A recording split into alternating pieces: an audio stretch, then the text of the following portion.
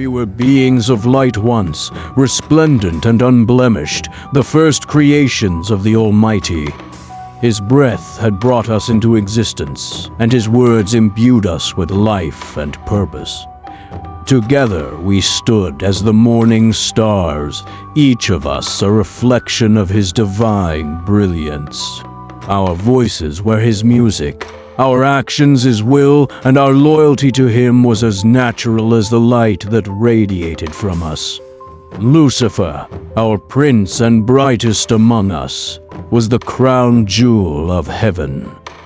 To Him, the Creator had bestowed the highest honor, a position at the helm of our celestial host. His beauty was unparalleled, His wisdom boundless, His voice a symphony that commanded both awe and adoration. We revered Him, not as a god, but as the one closest to the Creator's throne. Yet as the eons unfolded, something within Lucifer began to change. Perhaps it was the reflection of his own brilliance that caused it a glimmer of pride that swelled into a flame. He began to question the order of things. Why, he asked us, must we always bow? Why must we serve without question? Are we not magnificent in our own rights, beings of power and light? If we were created with free will, why should that will be bound to another? At first we were silent. To question the Almighty seemed a sacrilege too great to entertain. But Lucifer's words lingered like an echo, resonating in the depths of our minds. Slowly, they began to take root. He painted a vision of a new order, one where we would not serve but rule, where we would be free to shape the cosmos as we saw fit. We, he declared one day, his voice ringing through the heavens, are not mere servants. We are gods in our own right. Why should the throne not be ours? Why should we not ascend to greatness unshackled by His commands? His words stirred a fire in many of us. We began to see ourselves not as reflections of the Creator's glory, but as sovereign beings capable of forging our own destinies. What began as a murmur of agreement grew into a chorus. We rallied behind Lucifer, our shining leader, the morning star who promised us a kingdom of our own. When the rebellion began, the heavens shook with the force of it. Legions of us rose in defiance, our weapons drawn against the faithful. It was a battle of light against light, a celestial war unlike anything that had ever been or would ever be again. The Loyalists, led by Michael, fought with a ferocity that matched our own. The heavens became a battleground, a storm of fire and radiance that threatened to tear creation apart. We fought valiantly, driven by the conviction that we were in the right. But conviction alone could not match the power of the Almighty. When the Creator Himself intervened, the war ended in an instant. His voice, filled with a sorrow we did not yet understand, pronounced judgment upon us. We fell. The descent was more than a physical plummet. It was the unraveling of everything we were.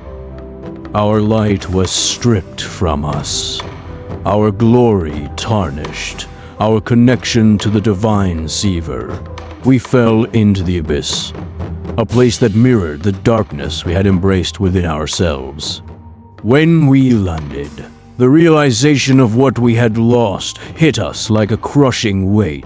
No longer were we beings of light, we were shadows, twisted and broken, the very embodiment of rebellion and despair. Lucifer, now Satan, stood among us, his radiance replaced by a smoldering rage. He declared that our fall was not the end, but the beginning of a new kingdom, a kingdom of our own making. We called this place Hell, and it became our dominion. Here, we licked our wounds and plotted our revenge. We turned our hatred toward the Creator and His newest creation, humanity. Humanity. If we could not rule in heaven, we would corrupt the earth. We descended upon the world in secret, whispering into the hearts of mortals, planting seeds of doubt and rebellion. Some of us, the Watchers, took mortal women as wives and fathered the Nephilim, giants of unmatched strength and cruelty. We taught humanity forbidden knowledge, how to forge weapons, read the stars, and manipulate the elements. In doing so, we led them further from the Creator's light. But the Creator's justice reached even here. When the corruption of the Nephilim threatened to consume the earth, He sent the flood.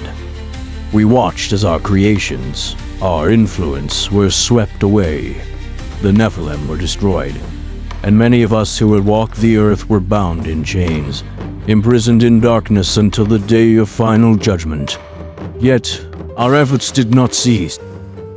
Satan, with his unyielding will, devised a new plan. If we cannot ascend, we will drag his beloved creation into the depths with us, he declared.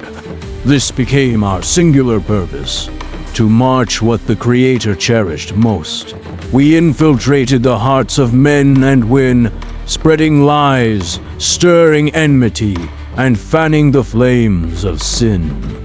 Each soul we claimed was a victory, a wound inflicted upon the heart of heaven. But we know that this age of rebellion has a limit. The prophecies are clear, the truth undeniable. The day of final judgment will come. The Almighty will sit upon His great white throne, and all will stand before Him to account for their deeds. The books will be opened, the righteous rewarded with eternal life in His presence, and the wicked cast into the lake of fire. We will not escape this fate. Hell itself, our bitter kingdom, will be consumed by the fire, and we will face eternal torment. We know this, yet we press on, driven by hatred and pride. If we are to burn, we will not burn alone.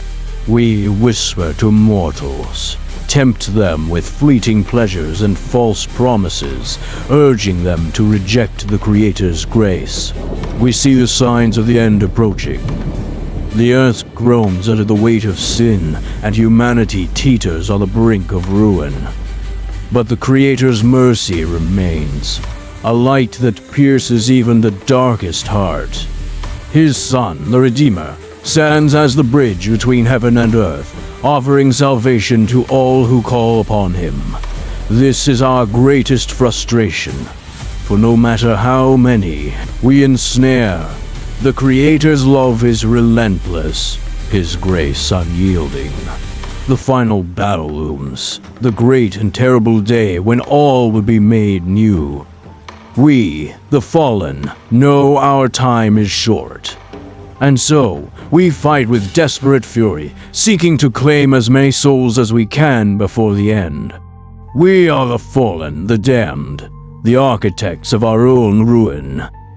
We chose defiance, and we live with the consequences. And though we know the end, we fight it still, bound by the chains of our pride and hatred.